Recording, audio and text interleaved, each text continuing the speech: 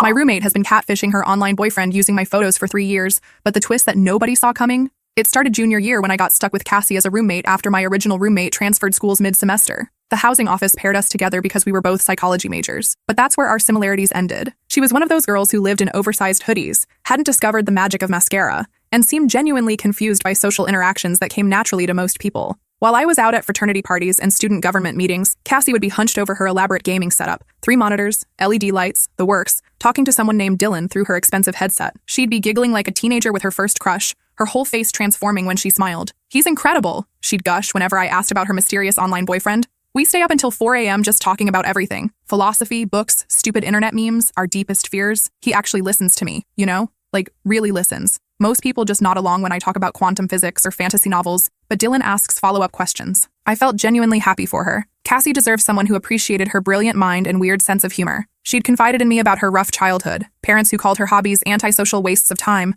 and shipped her off to an all-girls boarding school in Connecticut where she never fit in. Her mother had actually thrown away her entire gaming collection when she was 16, claiming it was rotting her brain and making her antisocial. "Dylan understands me," she'd say with this dreamy expression. "He doesn't think I'm weird for knowing every character in Lord of the Rings, or for staying up all night reading about theoretical physics. He thinks it's fascinating." For months, I'd hear her laughing through our thin walls at 2 a.m., these genuine belly laughs that I rarely heard from her during the day. I'd see her face absolutely light up whenever her phone buzzed with messages from him. She'd float around our dorm room with this dreamy expression, humming under her breath while doing calculus homework or reorganizing her book collection. She started taking better care of herself too, showering more regularly, buying clothes that actually fit instead of swimming in fabric, even experimenting with makeup tutorials on YouTube. I assumed it was because having someone who cared about her was boosting her confidence. "He wants to video chat," she mentioned one evening while we were both studying, "but I keep making excuses. I'm not ready yet." "You've been talking for over 2 years, I pointed out. "Don't you think it's time?" She got this panicked look in her eyes. I need everything to be perfect first. You know how I am about timing." I figured she was just nervous about taking their relationship to the next level. Cassie had never had a boyfriend before Dylan, never even been kissed.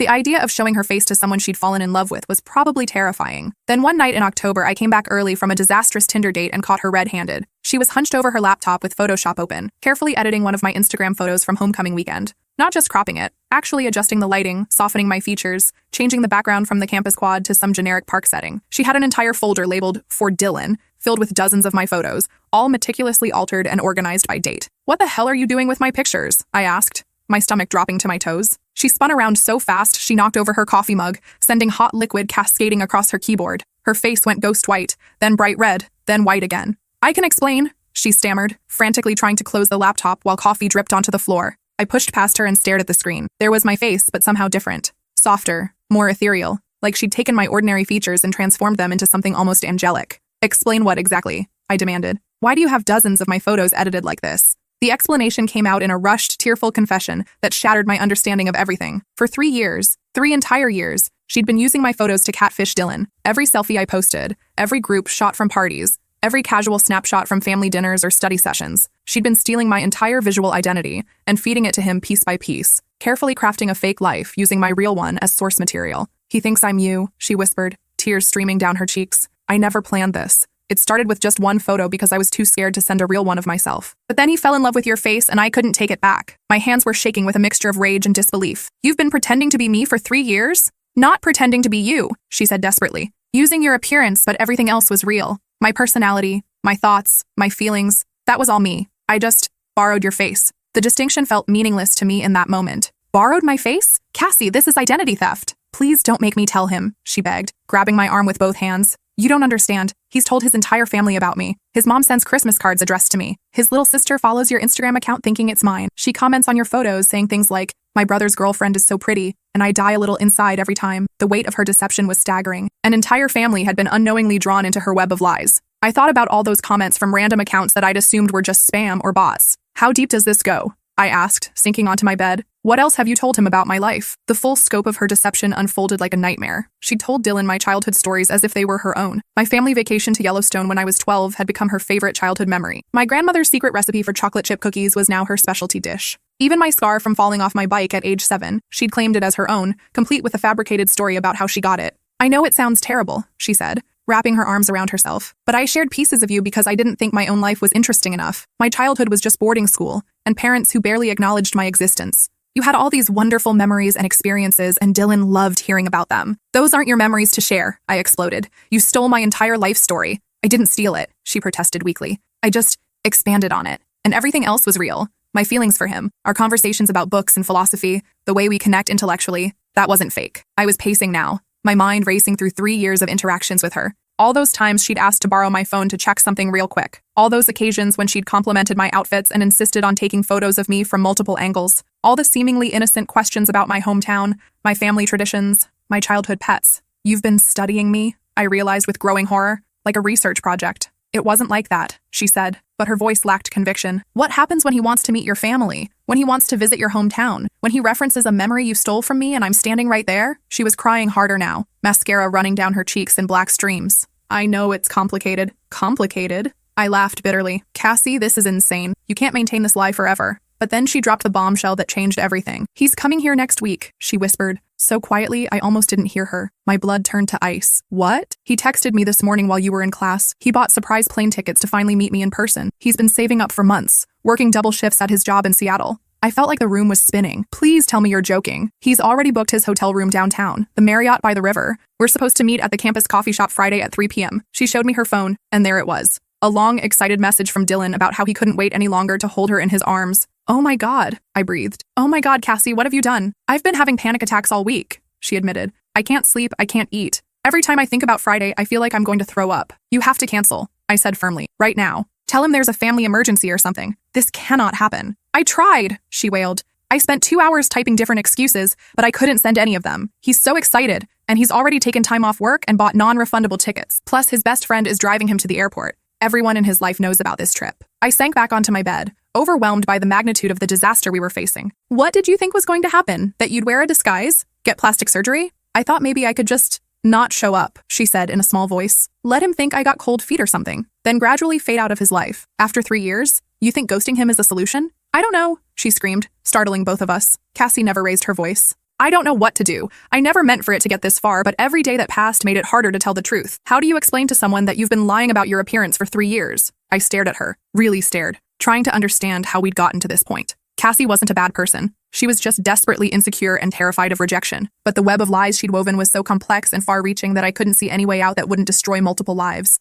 There's something else, she said quietly. Something worse. My heart sank. What? He's been talking about proposing. He asked his mom for his grandmother's ring last month. I felt like I was going to be sick. Are you serious? He's been dropping hints for weeks about our future together. Moving to the same city after graduation, meeting each other's families, maybe getting a dog. She was sobbing again. He's planning his entire life around someone who doesn't exist. We sat in silence for several minutes, the weight of the situation crushing down on both of us. Finally, I spoke. You have to tell him the truth. I can't, she whispered. You don't understand what this will do to him. He's told me things he's never told anyone else. About his depression in high school, his anxiety about the future, how talking to me is the highlight of his day. If he finds out it was all based on a lie, then you should have thought about that 3 years ago. I said harshly. This isn't just about you anymore, Cassie. There's a real person on the other end of this. Someone who deserves better than to be manipulated and deceived. I know, she said, her voice breaking. I know I'm a horrible person. I know I've ruined everything. But I don't know how to fix it without destroying him. I looked at her, really looked at her, and saw someone who was genuinely tormented by what she'd done. Her face was blotchy from crying, her hands were shaking, and she looked like she hadn't slept in days. I'll help you, I heard myself say. She looked up at me with surprise and desperate hope. You will?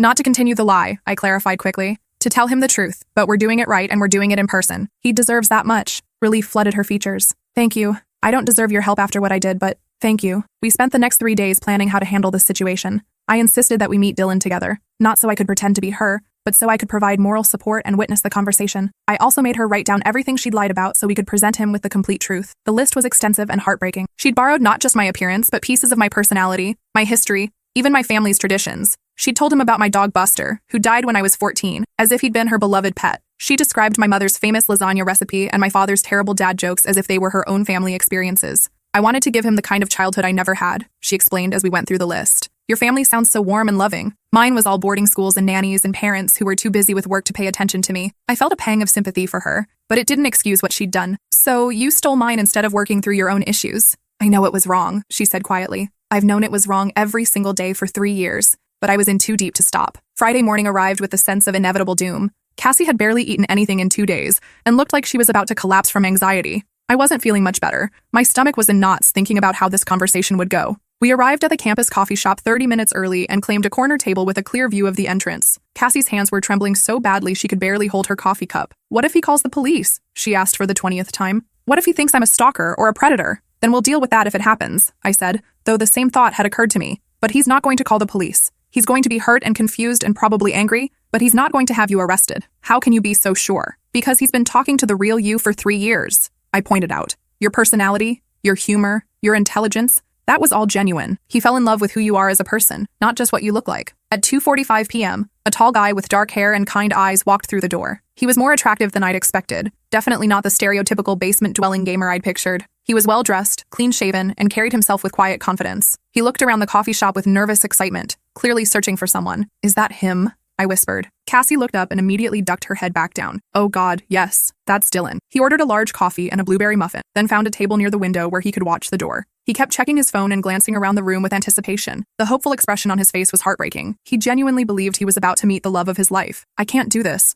Cassie whispered, starting to stand up. I need to leave, right now. I grabbed her arm and pulled her back down. You're not running away, not after 3 years. He deserves an explanation. But look how happy he is, she said, her voice breaking. I'm about to destroy that. You destroyed it 3 years ago, I said firmly. Now you're going to give him the chance to decide what comes next. At exactly 3:00 p.m., I made Cassie call his number. We watched from across the room as Dylan's face lit up when his phone rang. Hey, beautiful, he answered, his voice carrying across the quiet coffee shop. I'm here a little early because I just couldn't wait any longer to see you. Are you close? Cassie's face crumpled at the warmth in his voice. Dylan, I'm here too, but I need to tell you something really important before we meet face to face. His expression shifted to concern. Okay, you sound upset. What's wrong? I need to be completely honest with you about something, she said, her voice shaking. And I need you to promise you'll hear me out before you react. You're starting to scare me a little, he said with a nervous laugh. But okay, I promise. I watched as she took a deep breath and steeled herself for what was coming next. The photos I've been sending you for the past 3 years aren't of me, she blurted out. They're of my roommate. You fell in love with her face, not mine. The silence that followed was deafening. Dylan's expression went through several phases. Confusion, disbelief, hurt,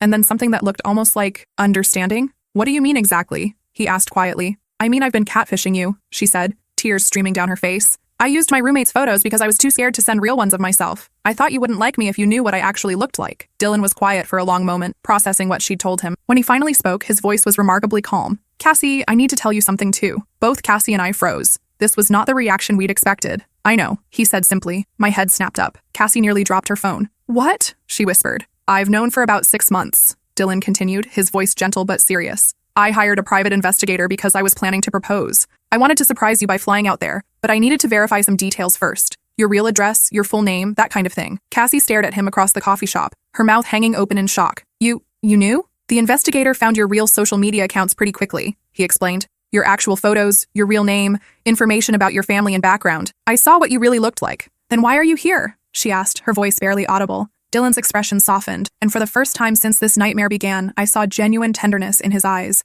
Because I didn't fall in love with your photos, Cassie. I fell in love with your mind, your sense of humor, the way you explain complicated scientific concepts like you're telling bedtime stories, how you stay up until 3 a.m. talking me through panic attacks, the way you remember every tiny detail about my life, and ask follow-up questions about things I mentioned weeks ago. Cassie was crying openly now, but they were different tears than before. But I lied to you for 3 years, she sobbed. I stole someone else's identity. I made you fall in love with a fake person. You didn't make me fall in love with a fake person, Dylan said firmly. You made me fall in love with the real you. Your thoughts, your dreams, your fears, your terrible taste in horror movies. Everything that matters was authentic. You just wore someone else's face while you did it? I felt my own eyes welling up. This was definitely not how I'd expected this conversation to go. I don't understand, Cassie said into the phone. If you knew I was lying about my appearance, why didn't you confront me about it? Because I was scared too, Dylan admitted. I was afraid that if I called you out on the deception, you'd panic and disappear from my life completely. I figured when you were ready to trust me with the truth, you would. I just didn't expect it to take this long. But aren't you angry? She asked. Don't you feel betrayed?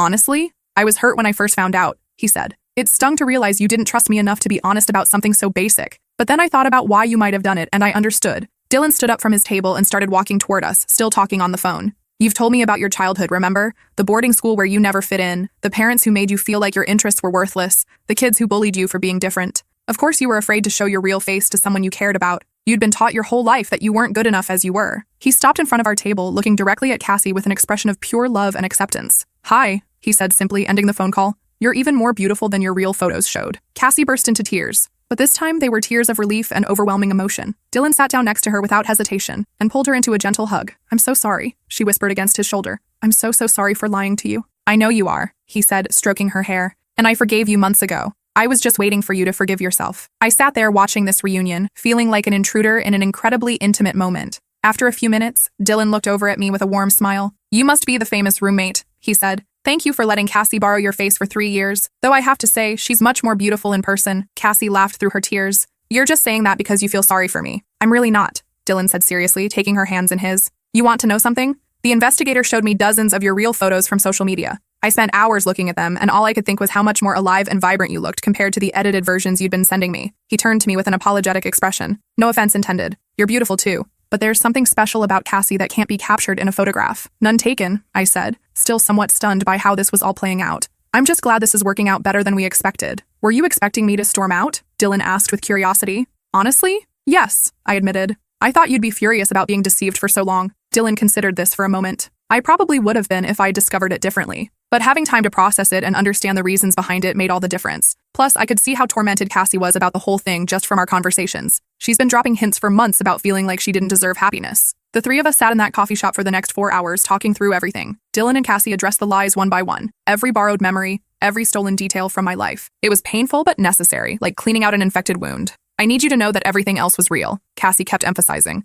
My feelings for you, our conversations, the connection we have, none of that was fake. I know, Dylan assured her. That's why I'm still here. As the afternoon wore on, I watched their dynamic carefully. Despite the circumstances, they interacted like they'd been best friends for years, which, in a way, they had been. There was an ease between them that you don't often see in couples who are just meeting for the first time. They shared inside jokes, finished each other's sentences, and had the kind of comfortable physical affection that usually takes months to develop. Can I ask you something? Dylan said to me as the sun was setting outside. When did you find out about all this? 3 days ago, I replied. I walked in on her editing my photos and had a complete meltdown. What made you decide to help her instead of turning her into campus security or something? I thought about it for a moment. I guess I realized that she wasn't trying to hurt anyone maliciously. She was just terrified of being rejected for who she really was. And honestly, seeing how much this whole thing was eating her alive, it was clear she was punishing herself more than I ever could. Dylan nodded thoughtfully. She's lucky to have a friend like you. I'm the lucky one, Cassie interjected, squeezing my hand. I don't deserve her forgiveness, but I'm grateful for it every day. As evening approached, Dylan suggested we grab dinner at a nearby restaurant. I made reservations for 2, he said with a grin,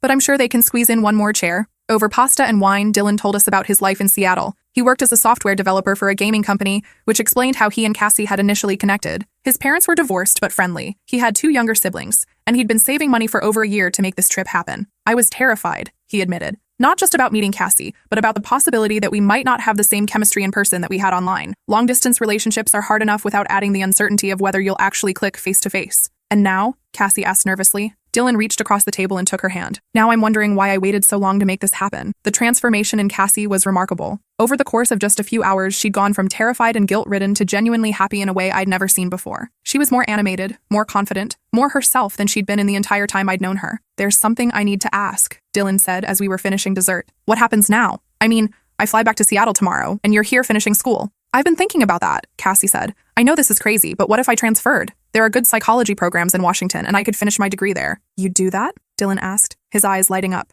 I'd do anything to make this work, she said. If you'll have me, knowing everything you know now. Dylan's answer was to kiss her right there in the middle of the restaurant, earning applause from nearby tables who had been eavesdropping on their conversation. The next morning, I drove them to the airport together. Dylan's flight wasn't until evening, but they wanted to spend every possible moment together before he left. Watching them say goodbye was both heartbreaking and beautiful. You could see how much they meant to each other, but also how difficult the separation was going to be. I'll start looking into transfer applications as soon as I get back, Cassie promised. And we'll video chat every single day so you can see my actual face. I can't wait, Dylan said, kissing her forehead. Though I have to warn you, I'm not nearly as photogenic as your roommate's Instagram makes me look. 6 months later, Cassie did transfer to the University of Washington. I helped her pack up our dorm room, feeling genuinely happy for her, but also sad to lose such an interesting roommate. She'd grown so much over those months, gaining confidence, making other friends, even joining a campus club for female gamers. I can't thank you enough, she said as we loaded the last of her boxes into the moving truck. You could have reported me, gotten me expelled, ruined my life. Instead, you helped me find it. You would have done the same for me, I said, though I wasn't entirely sure that was true. She moved in with Dylan that fall,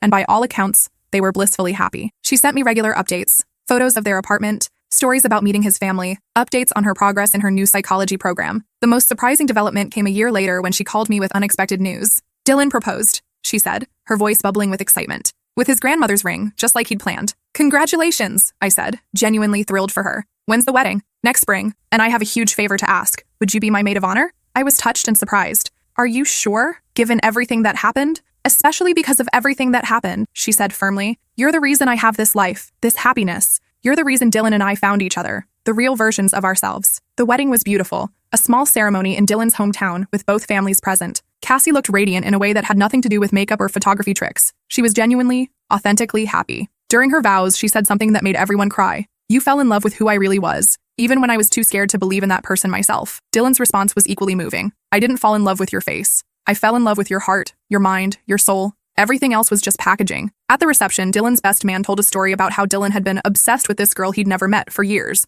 working extra shifts to save money for plane tickets and talking about her constantly. "We all thought he was crazy," the best man admitted with a laugh. "But seeing them together now, I get it. Some connections transcend physical appearance." As I watched them dance to their first song as husband and wife, I reflected on everything that had led to this moment. Cassie's deception had been wrong. There was no denying that. But it had also led to something beautiful and genuine. The experience taught me something profound about identity and authenticity. We live in a world where appearance seems to matter more than substance, where people swipe left or right based on a single photo. Cassie's story was a reminder that real love, the kind that lasts, is about so much more than what someone looks like. 2 years later, they moved back to our college town when Dylan got a job with a local tech startup. We became close friends again, getting together regularly for game nights and dinner parties. Cassie had grown into someone I barely recognized from our college days. Confident, outgoing, genuinely comfortable in her own skin. "Do you ever regret it?" I asked her one evening as we were cleaning up after hosting a dinner party. "The way everything happened?" She considered the question seriously. "I regret the lying," she said finally. "I regret putting you in that position and deceiving Dylan for so long, but I don't regret the outcome. If I hadn't been too scared to show him my real face, we might never have developed the kind of deep connection we had. The deception was wrong, but it gave us time to fall in love with each other's minds first.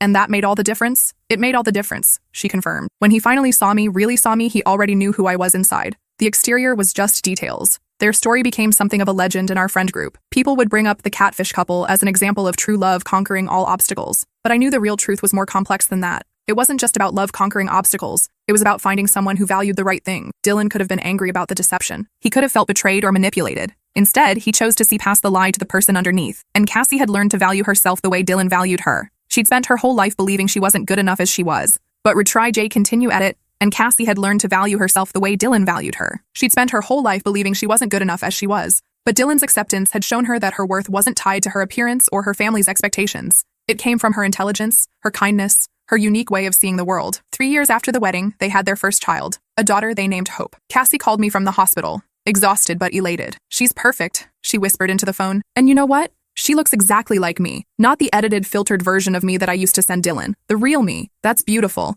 I said, wiping away tears I hadn't expected. "I want her to grow up knowing she's enough exactly as she is," Cassie continued. "I never want her to feel like she needs to hide behind someone else's face to be loved." When I visited them in the hospital the next day, I was struck by how natural Dylan looked holding his daughter. He kept staring at her with this expression of pure wonder, like he couldn't believe something so perfect had come from his love with Cassie. "She has your eyes," I told Cassie as I held little Hope. "And Dylan's stubborn chin," she laughed. "Poor kid doesn't stand a chance." Dylan overheard and grinned. "Hey, this stubborn chin helped me wait 3 years for your mom to trust me with the truth. Hope's going to need that kind of persistence in life." As Hope grew, she became a perfect blend of both parents. Dylan's quiet determination and Cassie's brilliant curiosity about the world. She was walking by 10 months, reading by age 3, and asking complex questions about everything from quantum physics to why people sometimes lie to each other. "Mommy," she asked one day when she was 4, "why do people sometimes pretend to be someone else?" Cassie and Dylan exchanged a look across the dinner table. They'd agreed to be honest with Hope about their story when she was old enough to understand it, but they hadn't expected the question quite so early. "Sometimes people are scared," Cassie said carefully, "that if they show who they really are, people won't like them. But that's silly," Hope said matter-of-factly.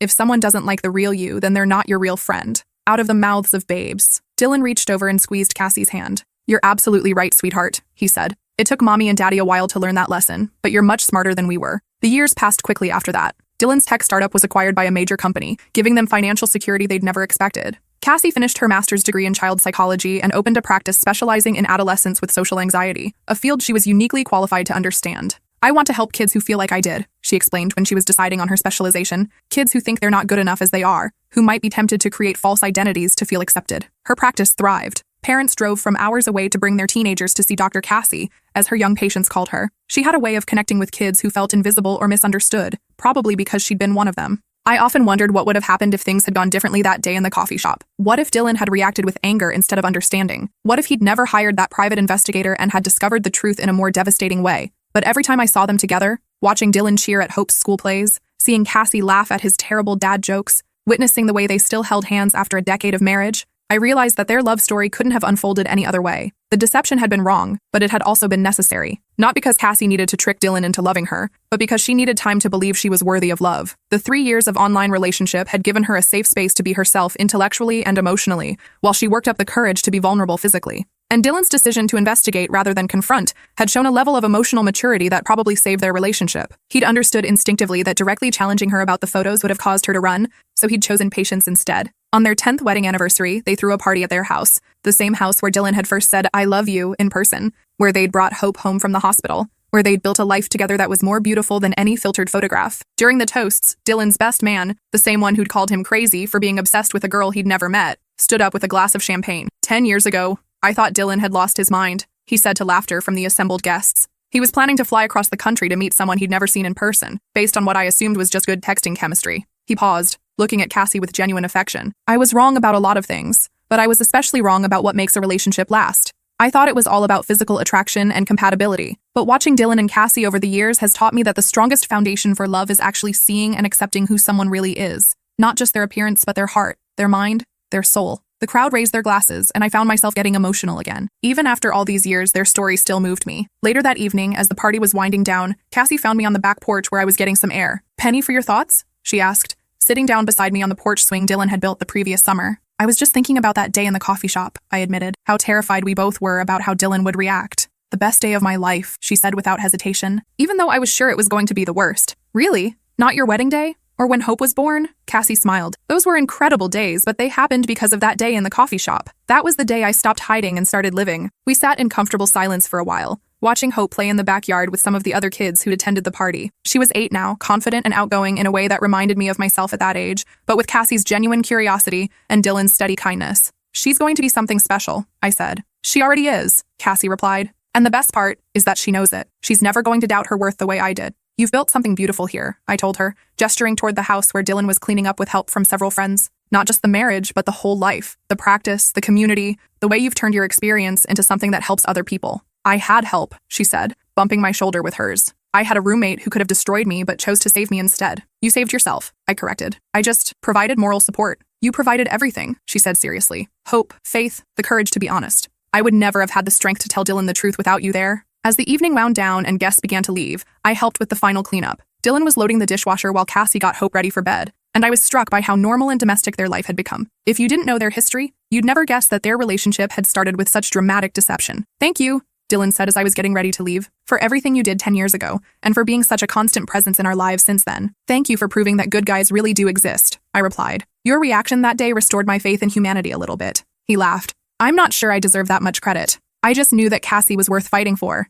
even if she didn't believe it herself yet." As I drove home that night, I reflected on how much had changed since those early days of rooming with Cassie. I'd graduated, started my own career in marketing, had a few serious relationships that didn't work out, and eventually found my own version of happiness. But I'd never forgotten the lesson I learned from watching Cassie and Dylan's story unfold. That real love isn't about finding someone perfect, it's about finding someone whose imperfections complement your own. It's about choosing to see past surface-level deceptions to the truth underneath. The twist that nobody saw coming wasn't just that Dylan already knew about the catfishing. It was that the deception itself had created the conditions for a love deeper and more authentic than either of them had thought possible. Sometimes the most broken beginnings lead to the most beautiful endings. Sometimes the biggest lies reveal the most important truths. And sometimes, the person hiding behind someone else's face is exactly who you were meant to find all along. Cassie never did become the Supreme Court justice that her stepmother had envisioned, or the perfect society wife her parents had wanted. Instead, she became something better, herself, fully and completely, loved and accepted exactly as she was. And in a world full of filters and facades, that was the most radical transformation of all.